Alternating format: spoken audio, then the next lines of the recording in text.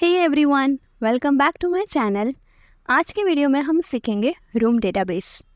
Trust me, ये बहुत important topic है एंड्रॉयड डेवलपमेंट में, तो मेक श्योर कि पूरी वीडियो एंड तक देखना।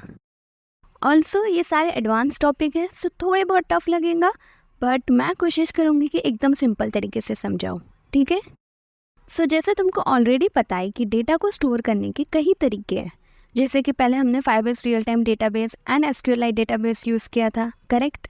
एंड इस बार हम रूम डेटाबेस यूज़ करेंगे जो एडवांस है, क्लीन है एंड हाई एफिशिएंट है दूसरे डेटाबेस के मुकाबले।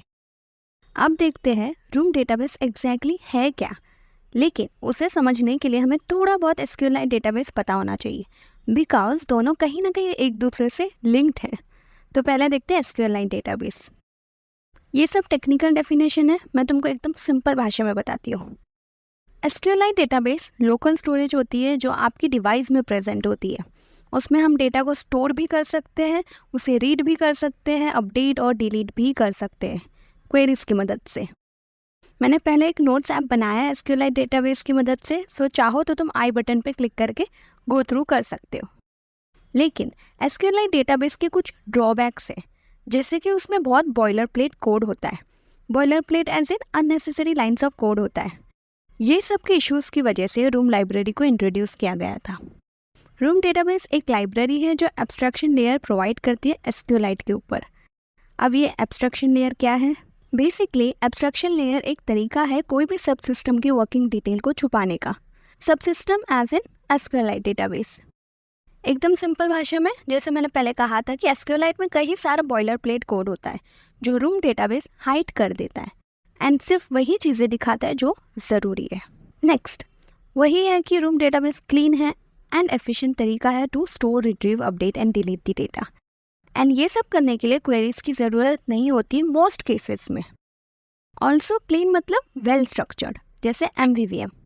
एमवीवीएम कैसे 3 हिस्सों में, model, view and view model, वैसे ही रूम डेटाबेस के भी 3 कंपोनेंट्स होते हैं जो हम आने वाली स्लाइड्स में देखेंगे।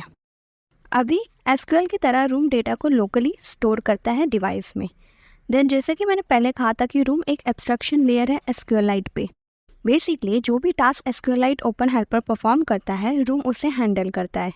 ऑल्सो रूम डेटाबेस में हम कई सारे कस्टमाइजेशन कर सकते हैं डेटा के रिलेटेड, एंड इसलिए ही उसे एसक्यूएलआई का बेटर वर्जन कहा जाता है। बट उससे बेटर क्या चीज़ बनाती है एज कम्पेयर टू एसक्यूएल? दोनों के डिफरेंसेस देखते हैं। फर्स्ट, एसक्यूएलआई में कोई कंपाइल टाइम वेरिफिकेशन नहीं होती है क्वेरीज के लिए, बट रूम में हर एक क्वेरी को वैलिडेट होता है कंपाइल टाइम पे। इससे एरर आने के चांसेस कम हो जाते हैं। सेकंड, जैसे स्कीमा चेंज होता है, स्कीमा मतलब डेटाबेस का स्ट्रक्चर। सो डेटा स्ट्रक्चर चेंज होता है तो एसक्यूएल में हमें ये चीज़ मैनुअल मतलब खुद से हमें ये चीज़ अपडेट करनी पड़ती है, बट रूम में ये चीज़ अपने आप अपडेट होती है। थर्ड, जैसे मैंने पहले भी कहा था कि रूम में बॉयलर प्लेट कोड नहीं होता है, बिकॉज वो डायरेक्टली अटैच करता है डेटाबेस ऑब्जेक्ट को जावा ऑब्जेक्ट से, वाइल एसक्यूएल कहीं सारा बॉयलर प्लेट कोड यूज़ करता है सेम चीज़ करने के लिए। फोर्थ, रूम न्यू है एंड एडवांस लाइब्रेरी है, सो इस वजह से वो live data, MVVM, Rx Java and और भी एडवांस कंसेप्ट के साथ वर्क करता है, वाइल एसक्यूएल नहीं करता है। नेक्स्ट, एमवीवीएम याद है ना, ये व्यू है और ये व्यू मॉडल। देन उसके नीचे रिपोजिटरी है जिसमें मॉडल है, और वो मॉडल रूम डेटाबेस ही है। यहाँ पे रूम डेटाबेस की जगह है, गॉट इट।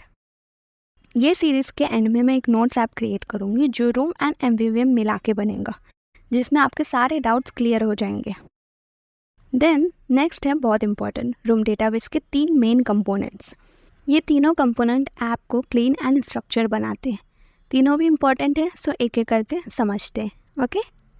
पहला है एंटिटी। एंटिटी एक क्लास है जो डेटाबेस टेबल, उसके columns, data types and primary की सबको रिप्रेजेंट करता है। सिंपल वर्ड्स में entity data class, table name and उसके सारे कॉलम्स को डिक्लेयर करता है। एग्जाम्पल देखते हैं। ये हमारी एंटिटी डेटा क्लास है जिसका नाम है यूज़र एंटिटी। ऑल्सो मैंने सोचा था कि एक पूरा रूम डेटाबेस प्रोजेक्ट बना के एक्सप्लेन करूं, लेकिन वो काफ़ी ज़्यादा कॉम्प्लिकेटेड हो जाता स्टार्ट में समझने के लिए, इसलिए हम by the end of this series एक प्रोजेक्ट बना के रूम डेटाबेस समझेंगे और अच्छे से। फ़िलहाल ये सैम्पल कोड से समझने की कोशिश करते हैं। और एक चीज़, ये कि रूम डेटाबेस को इम्प्लीमेंट करने के लिए उसकी डिपेंडेंसी ऐड करना ज़रूरी है ग्रेडल में। अब देखो इधर ध्यान से, जैसे मैंने कहा था कि एंटिटी टेबल नेम और कॉलम नेम डिक्लेयर करते हैं। सो देखो ये एंटिटी एनोटेशन है। हर कंपोनेंट का खुद का एनोटेशन होता है, जैसे एंटिटी का @entity, डाओ का डाओ एंड डेटाबेस का डेटाबेस।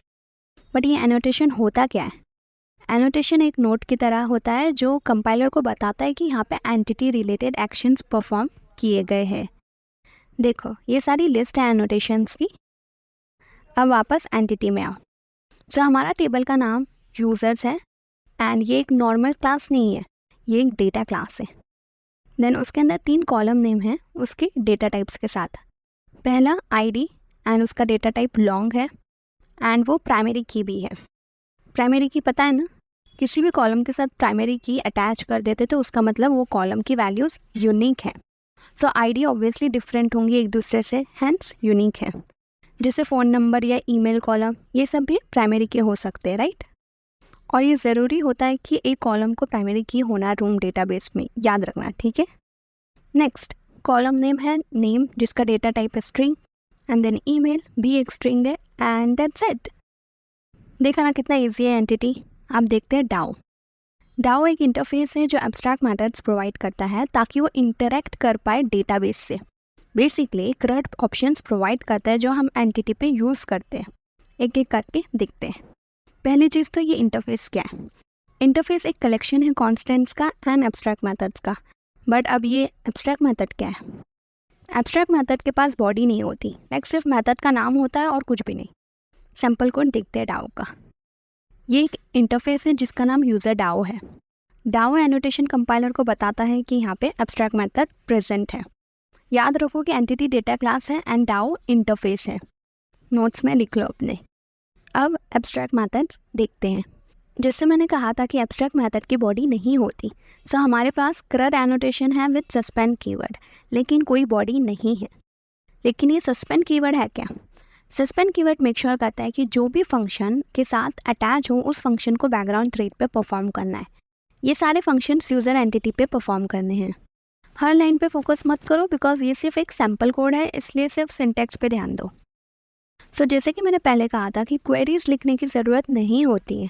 सो देखो insert annotation, update annotation and delete annotation. लेकिन रूम डेटाबेस कस्टम क्वेरीज लिखने की भी परमिशन देता है। सो हमने यहाँ पे रिट्रीव करने के लिए क्वेरी लिखी है। अब टेबल एंटिटी में है, इंस्ट्रक्शंस डाओ में है एंड नाउ वो दोनों को एक दूसरे से कनेक्ट करने के लिए हमें थर्ड कंपोनेंट की ज़रूरत है, वो है डेटाबेस।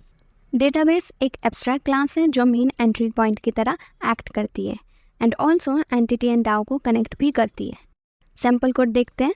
ये देखो, ये एक एब्स्ट्रैक्ट क्लास है user database. Abstract class different होती है एब्स्ट्रैक्ट मैथड से।